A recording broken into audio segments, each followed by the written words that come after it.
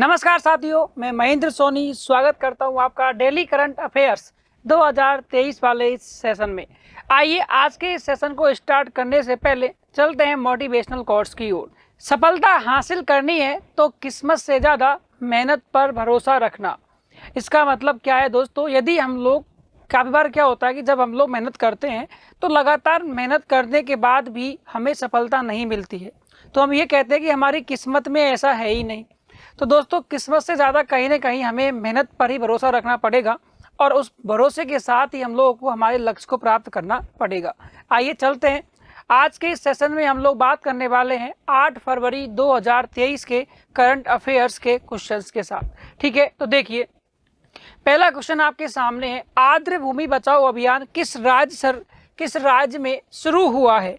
तो बताइए इसका राइट आंसर क्या हो जाएगा कि जो आर्द्र भूमि बचाओ जो अभियान है ये किस राज्य के अंदर स्टार्ट हुआ है? तो इसमें ऑप्शंस आपको दे रखे हैं राजस्थान, असम, गोवा और हरियाणा। तो देखो इसका राइट आंसर हो जाएगा कि ये जो अभियान है ये किसके अंदर चलाया गया है? गोवा राज्य ने या गोवा के अंदर यह अभियान स्टार्ट हुआ है, आर्द्र भूमि बचाओ अभियान। अब आइए जानते हैं कुछ इंपॉर्टेंट बिंदु। पहली बात देखो, इसका उद्घाटन जो किया था इस अभियान का किसने किया था? केंद्रीय मंत्री थे जिनका नाम था भूपेंद्र यादव। इनके द्वारा इस अभियान को स्टार्ट किया गया।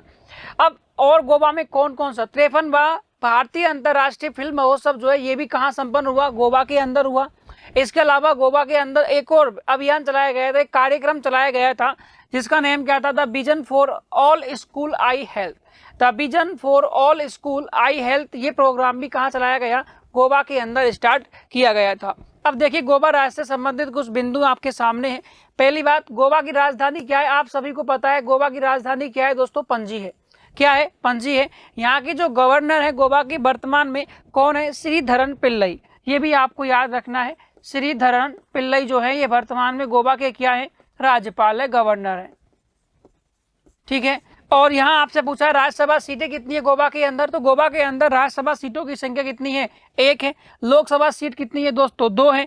जबकि विधानसभा सीटें कितनी है? यहाँ विधानसभा सीटें हैं 40। यहाँ के वर्तमान में जो मुख्यमंत्री हैं, सीएम जो है ये आपको मालूम है कौन है? प्रमोद सावंत जो है ये यहाँ के क्या है? वर्तमान में सीएम है। दोस्तों क्वेश्चन नंबर 2 आपके सामने है। देखिए क्वेश्चन नंबर 2 आपके सामने है, युवा संगम पोर्टल का शुभारंभ किस मंत्रालय के द्वारा शुरू किया गया है? तो ऑप्शंस आपके सामने, रक्षा मंत्रालय, कृषि मंत्रालय, शिक्षा मंत्रालय, कोई नहीं। तो इसका राइट आंसर हो जाएगा शिक्षा मंत्रालय के द्वारा इस युवा संगम पोर्टल को लॉन्च किया गया है।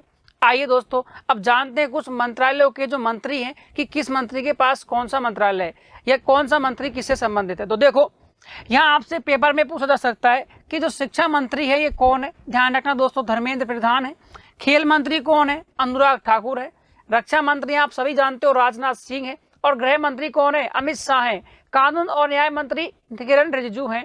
जबकि पर्यटन, संस्कृति और उत्तर पूर्वी जो मामलों के जो मंत्री हैं जी किशन रेड्डी हैं। अब दोस्तों जो ये अभियान चलाया गया था, ये जो पोर्टल लॉन्च किया गया था, इसे कहाँ से लॉन्च किया? दिल्ली से लॉन्च किया गया। और दिल्ली में भी कहाँ? इंदिरा गांधी कला केंद्र के अंदर। ठीक है, ये बात यहाँ आपको याद रखनी है। अब देखिए अगला कुछ इंपॉर्टेंट पॉइंट्स यहाँ आपके सामने। देखो हम लोग बात करते हैं पूर्वोत्तर राज्यों की।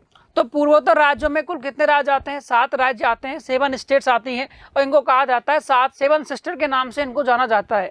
तो देखिए यहाँ कौन कौन है। एक तो आपका अरुणाचल प्रदेश है। देखो मैप के माध्यम से इनको आप समझ लीजिए दोस्तों, तो मैप से आपको आसानी से समझ में आएंगे। देखिए इधर आपको इधर जो 7 सिस्टर्स जो है ये पूर्वी राज्य जो है दोस्तों, इधर की साइड में यहाँ आपको इधर सभी क्या है? ये पूर्वी राज्य है। अब इनका क्रम आप देख लीजिए एक बार। देखो सबसे पहले यहाँ आपको दिखाई दे रहा है अरुणाचल प्रदेश, उसके बाद यहाँ नागालैंड, इधर आपका मणिपुर, फिर आपका मिजोरम, फिर त्रिपुरा। देख लीजिए एक बार, आपको यहाँ 7 सिस्टर्स जो दिखाई दे रहे हैं। देखो कौन कौन है? अरुणाचल प्रदेश है, मणिपुर है, मेघालय है, मिजोरम है, नागालैंड है, त्रिपुरा और असम है। तो इधर देखिए एक बार, ये मिजोरम, ये त्रिपुरा, मेघालय और ये असम। तो ये आपको 7 सिस्टर्स जो हैं इनको यहाँ याद रखना है। देखो अरुणाचल प्रदेश 1 2 3 4 5 6 और 7। तो ये आपको यहाँ याद रखने हैं। ठीक है दोस्तों, तो 7 सिस्टर्स के नाम आपको यहाँ अलग दिखाई दे रहे हैं, आराम से इनको याद करना है क्योंकि एग्जाम में कई बार पूछ लेता है कि कौन सा नहीं है, इनमें से कौन सा नहीं है। तो ये बात भी आपको याद रखनी है। अब चलते हैं अगले पॉइंट की ओर।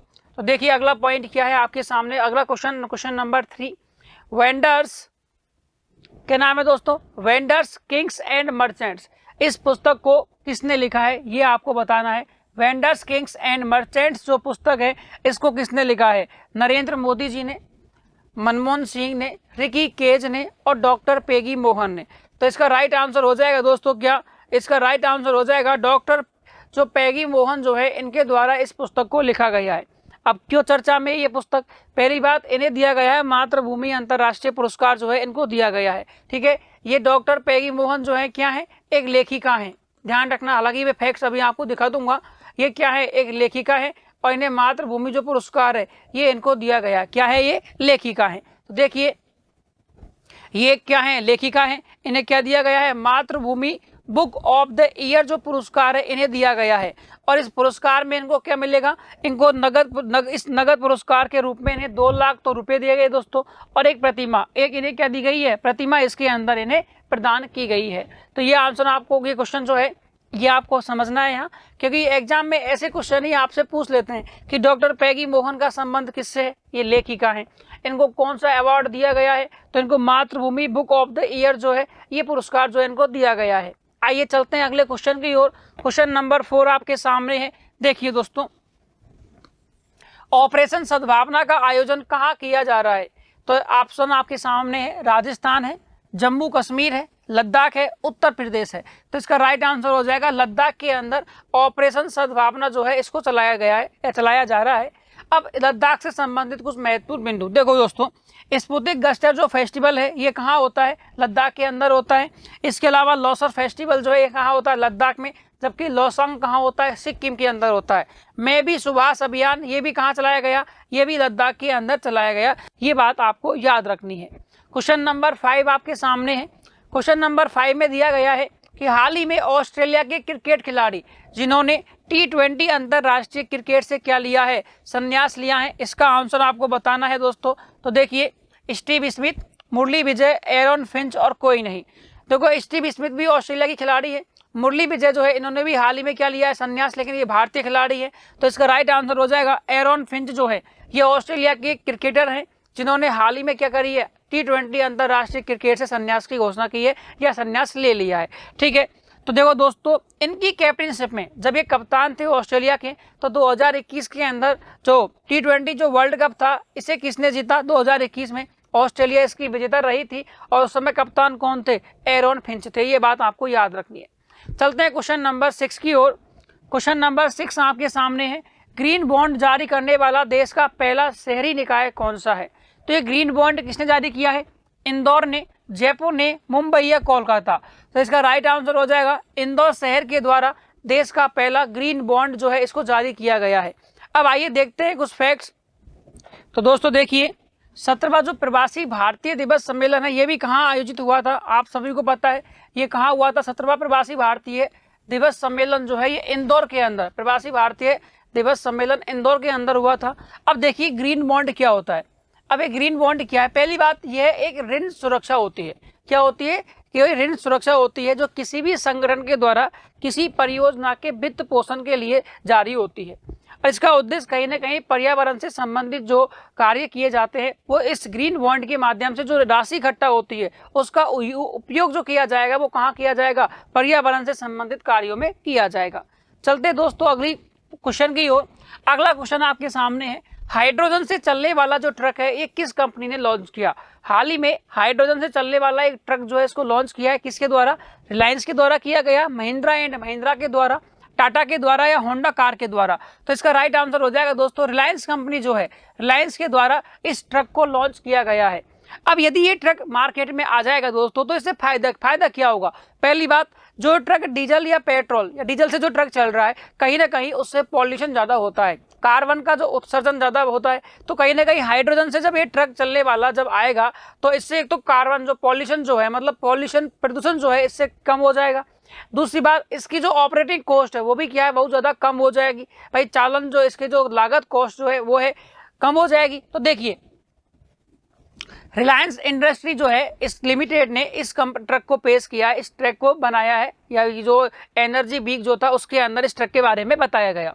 अगला है, इसमें देखो क्या फायदे इसके, जीरो कार्बन एमिशन होगा, बेटर परफॉर्मेंस, इसका जो परफॉर्मेंस है ये भी क्या है, बेटर है, अच्छा है, और ऑपरेटिंग कॉस्ट जो है इसकी ये भी क्या है, बहुत कम है। ठीक है दोस्तों, इसलिए ये ट्रक यदि आता है तो कहीं ना कहीं फायदा इससे होने वाला है।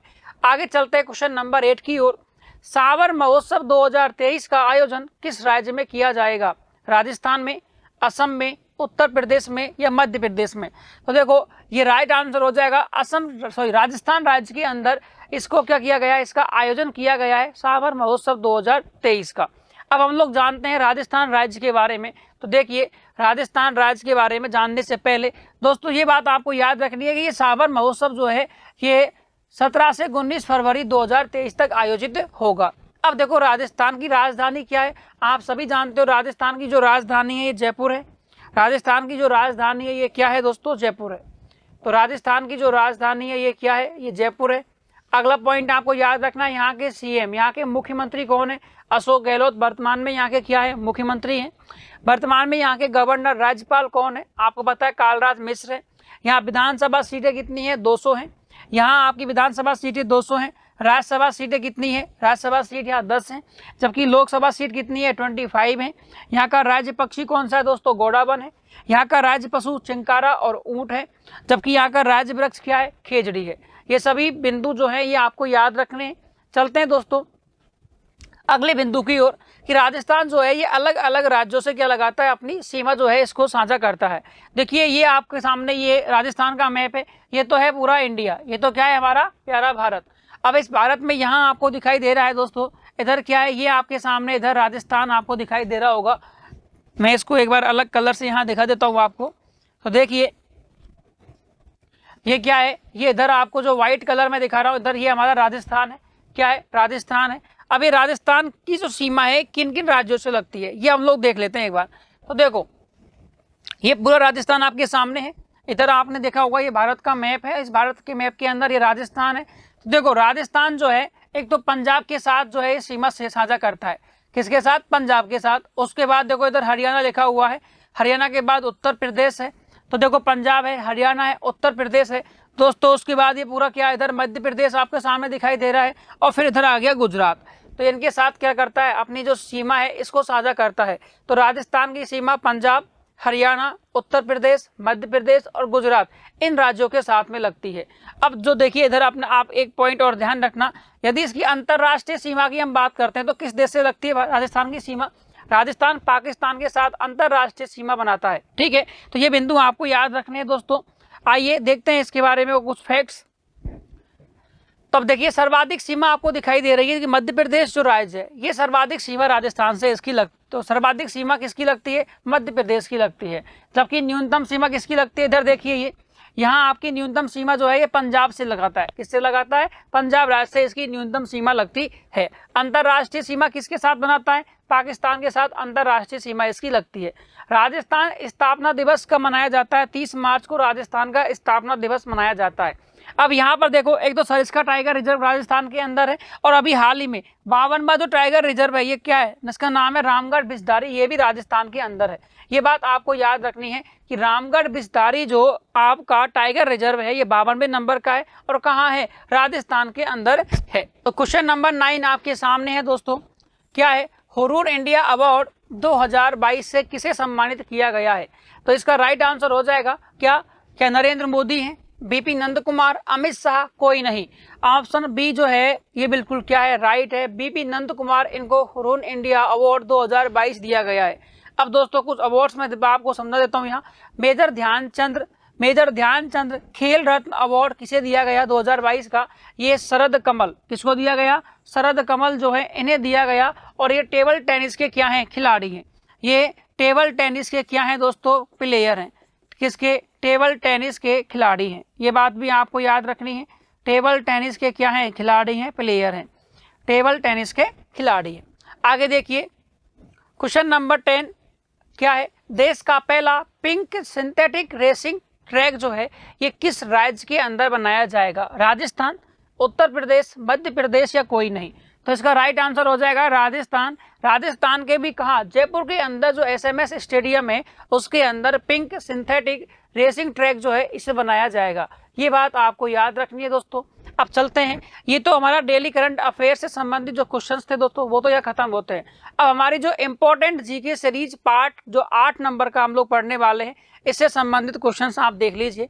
इंपॉर्टेंट जीके सीरीज 8, तो क्वेश्चन आपके सामने पहला ये बन सकता है, चिरंजीवी योजना का संबंध किस राज्य से है? राजस्थान सरकार से या राजस्थान राज्य से है। ठीक है, अगला पॉइंट देखिए, तीसरी अनुसूची जो है इसमें किसका उल्लेख मिलेगा आपको?